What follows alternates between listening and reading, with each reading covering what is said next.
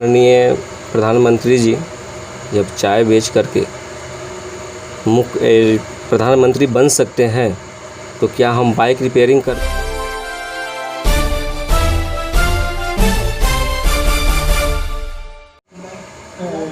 नमस्कार। चुनावी यात्रा पर पहुँचे हैं पारू विधानसभा क्षेत्र के सरैया में, जहां हिंदुस्तान संपूर्ण आज़ाद पार्टी के टिकट पर चुनाव लड़ रहे हैं राकेश कुमार उर्फ भोला जी।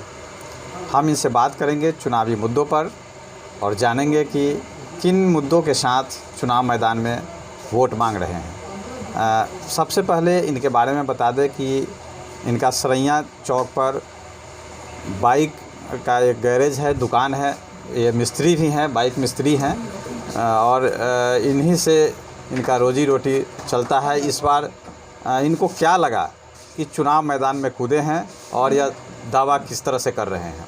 सबसे पहले बहुत बहुत स्वागत है आपका हमारे चैनल में। पहली बात तो इंडो नेपाल टाइम्स को हमारी ओर से राकेश कुमार की तरफ से बहुत बहुत प्रणाम। आपने अपना बहुत कीमती समय निकाल करके इस क्षेत्र में आकर के हमारा इंटरव्यू ले रहा है। हम एक पहला सवाल होगा मेरा कि आप किन मुद्दों के साथ चुनाव मैदान में कूदे हैं। सबसे पहली बात है कि सबसे बड़ा मुद्दा है शिक्षा। शिक्षा बहुत शिक्षा का जो चरम सीमा है बहुत कमज़ोर हो चुका है।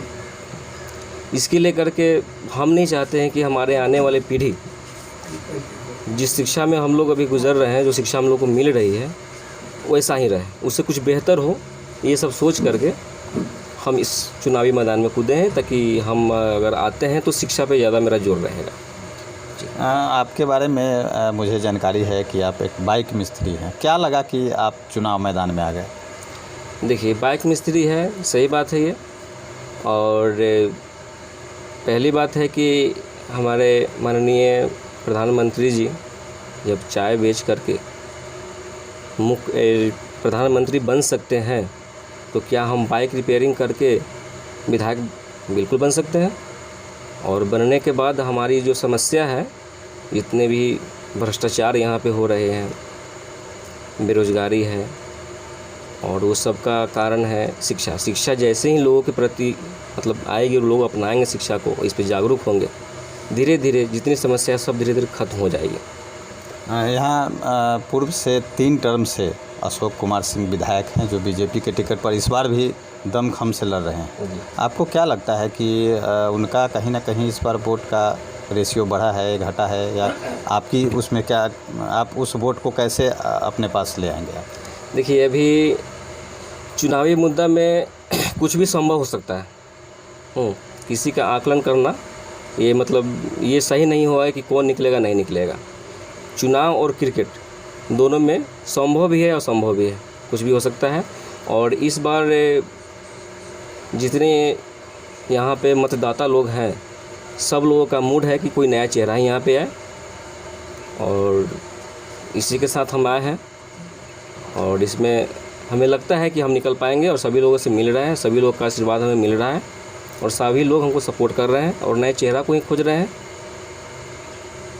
आपकी पार्टी का मैनिफेस्टो क्या है, घोषणा पत्र क्या है। घोषणा पत्र यही है कि सबसे बड़ी बात है कि सबसे पहले शिक्षा को वो आगे बढ़ाएंगे, उसके बाद बेरोजगारी को दूर करेंगे, भ्रष्टाचार को दूर करेंगे।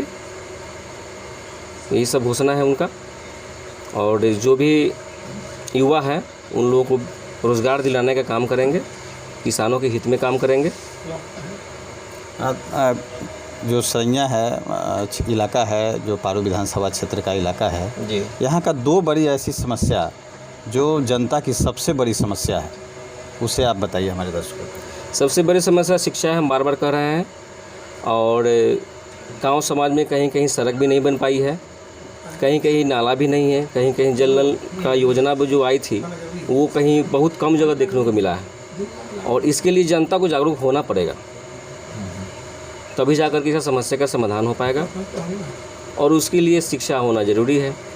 जब तक शिक्षा नहीं आएगी तब तक जनता में जागरूक नहीं होगी, और जनता जो है बेहिचक बोल नहीं सकती। कहीं ना कहीं जनता के मन में डर है, किसी के प्रति कुछ खोल कर नहीं बोल रही है, तो इस डर को निकालना पड़ेगा। क्या लगता है आपको आपको क्या लगता है इस बार तो डर निकल जाएगी, निकल जाएगी हाँ, डर? बिल्कुल डर निकलेगी। और डर निकलेगी तब जा करके शिक्षा पे ज़्यादा जोर दिया जाएगा। जो भी आए, हम आए या कोई अदर पार्टी भी आए, हम यही चाहेंगे, उनसे रिक्वेस्ट है मेरा कि शिक्षा पे ज़्यादा जोर देंगे। आप पर अगर भरोसा कर लेती है जनता सपोज़ और आपको विधायक बना देती है, तो आपका पहला काम क्या होगा पारू विधानसभा के लोगों के लिए? पहला काम तो हमारी शिक्षा होगी। शिक्षा पे जोर शोर से हम लोग काम करेंगे। और शिक्षा में एक और भी सवाल भी आता है कि जैसे बच्चा जब पढ़ने लगे तो 5वीं क्लास या 6ठी क्लास से कुछ समझने लायक हो जाता है, उस समय से कानून की पढ़ाई की व्यवस्था की जाए हमारे हिसाब से। क्योंकि बहुत ऐसे लोग हैं जो कानून के बारे में बहुत कम जानते हैं। 100 में हम समझते हैं कि 90% लोग शायद नहीं जान पाते हैं, जिसके कारण सहमे लोग रहते हैं, थाना प्रशासन के यहाँ नहीं जा पाते हैं डर के मारे, क्योंकि उनको अपना अधिकार पता ही नहीं कि मेरा अधिकार क्या है। शिक्षा आएगी, अपना अधिकार खोजेंगे और धीरे धीरे सारी विकास एकदम आगे की तरफ बढ़ जाएगी। अंत में आप क्या संदेश देना चाहेंगे पारू विधानसभा के लोगों को, मतदाताओं को यही कहेंगे कि एकजुट होकर के आपको अपने मतलब दिल से और जो भी एकदम सोच समझ के सपोर्ट करे, जिसको भी करे। हम ये नहीं कहते कि हम ही करें, अगर हम गलत है तो हमको नहीं करें, ये आपके ऊपर डिपेंड करता है, आपके नज़र में। लेकिन सोच समझ के सपोर्ट करो, सोच समझ के वोट दें आप, ताकि सरकार को एक मजबूती मिले और आप लोगों के प्रति अच्छा कोई काम कर पाए।